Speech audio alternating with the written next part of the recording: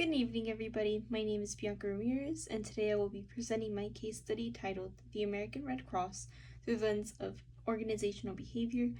This presentation explores how leadership, ethics, motivation, and culture influence one of the world's most prominent humanitarian organizations, the American Red Cross, and how theories from organizational behavior can help improve its effectiveness, accountability, and overall public trust. The American Red Cross, or ARC, was founded in 1881 by Claire Barden, and its mission has remained consistent for over a century to alleviate human suffering in times of crisis. It is a massive nonprofit organization employing over 20,000 people and mobilizing more than 300,000 volunteers across the United States. However, alongside its incredible humanitarian contributions, the Red Cross has faced significant internal challenges, leadership instability, ethical controversies, and declining public trust. Because of this, it serves as an ideal example for examining how organizational behavior, including leadership models, motivation, and culture, plays a crucial role in shaping not only performance, but ethical reputation.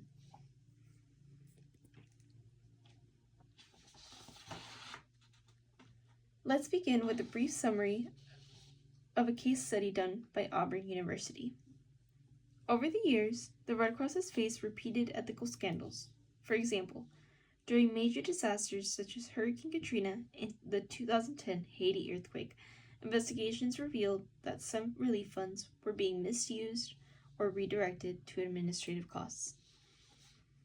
These controversies damaged the organization's reputation and raised serious questions about accountability and transparency. Structurally, the American Red Cross has a highly hierarchical design which helps it maintain control, but also slows down communication and decision-making.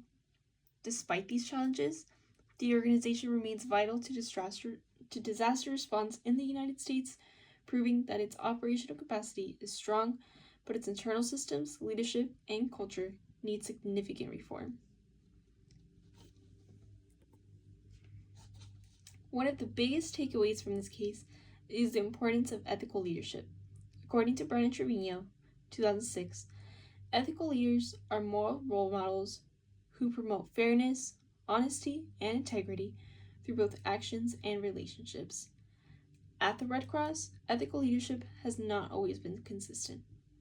Periodic scandals and financial mismanagement reveal that leaders at times prioritize image over accountability. Now, in order to correct this, ethics must be embedded into every layer of decision-making, from the board of directors to the frontline volunteer. This would involve mandatory ethics training, transparent communication channels, and ongoing accountability measures. When leaders model integrity, they help rebuild trust internally and externally, creating a stronger moral foundation for the entire organization. Servant leadership is another leadership approach that fits perfectly with the Red Cross's humanitarian mission. As Wheeler, 2015, describes, servant leadership focuses on empathy, service, and community building rather than authority or control. This approach encourages leaders to listen, collaborate, and prioritize the well-being of others. In the context of the Red Cross, this can mean empowering local chapters to lead initiatives based on the specific needs of their communities, rather than relying entirely on top-down decision-making from national headquarters. When leaders operate as servants first, supporting volunteers, listening to their challenges, and creating space for collaboration, they reinforce the organization's leaders and values of compassion, unity, and trust. While servant leadership promotes empathy, transformational leadership focuses on vision, inspiration, and change. This model, as explained in the International Journal of Organizational Leadership 2021, is ideal for organizations facing crisis, just like the Red Cross. Transformational leaders motivate employees and volunteers by conducting their work to a higher purpose. For instance, when volunteers understand that every donation processed or every shelter opened contributes to saving lives, they feel more personally invested in the mission. Transformational leadership also promotes continuous learning, innovation, and ethical reforms, which are all qualities that are essential for rebuilding the organization's public image and maintaining resilience during emergencies.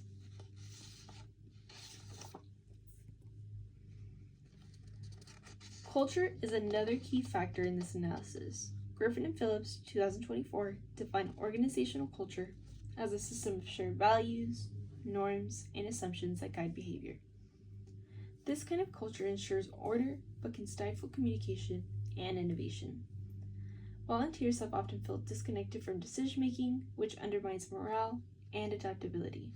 So, to create a healthier culture, the American Red Cross needs a mission-driven, inclusive, and transparent environment.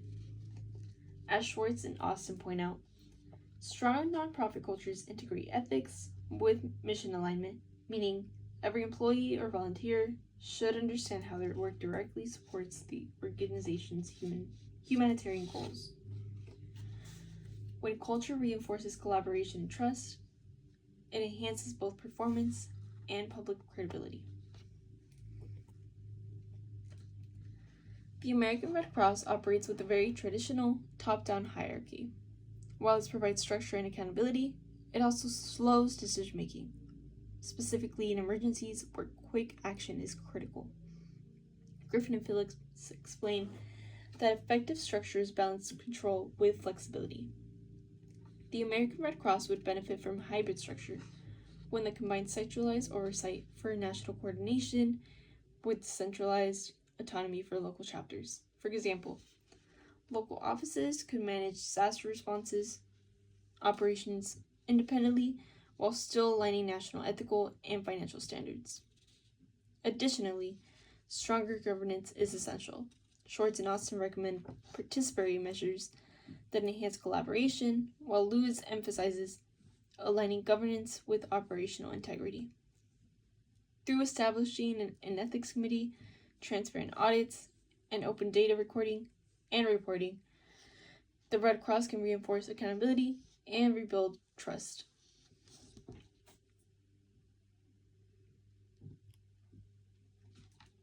Based on the analysis, I have identified 5 key recommendations to help the Red Cross strengthen its leadership, structure, and culture. First, these two models together promote transparency, empathy, and inspiration, which are all vital for motivating teams and restoring integrity. Second, enhance ethical accountability and transparency, meaning this can include external audits, public reporting of donations, and ethics training programs for leaders and staff. Third, redesigning the organizational structure for balance. A hybrid structure would give local teams the autonomy they need while maintaining oversight for consistency and compliance. Fourth, strengthening motivation through recognition and inclusion. Volunteers should feel seen and valued. Celebrating their achievements can boost morale and the retention. And fifth, fostering a culture of continuous learning and collaboration. So this involves open communication, feedback systems, and cross-departmental training that encourage creativity and adaptability. In tandem, these recommendations create a pathway for lasting organizational reform. In conclusion, the American Red Cross represents both the incredible potential and the ongoing challenges of a large nonprofit organization. Its humanitarian mission is inspiring, but the organization's success ultimately depends on ethical leadership, clear communication, and a supportive culture. By integrating servant and transformational leadership, reinforcing accountability, and empowering local teams, the Red Cross can restore credibility and strengthen its ability to serve communities effectively. As Griffin and Phillips remind us, organizational success depends on aligning structure, culture, and leadership with the organization's goals. The story of the Red Cross is one of resilience and renewal. It shows that even when trust is damaged, redemption is possible through ethical reform, compassion, and genuine commitment to purpose. If the organization continues to evolve in these ways, it will not only continue to save lives, but also serve as a global model for ethical, people-centered leadership. Thank you so much for listening. I hope that this presentation has shed light on how organizational behavior principles can help reshape and strengthen the American Red Cross. I'll be happy to hear your thoughts. Thank you. And here are my references.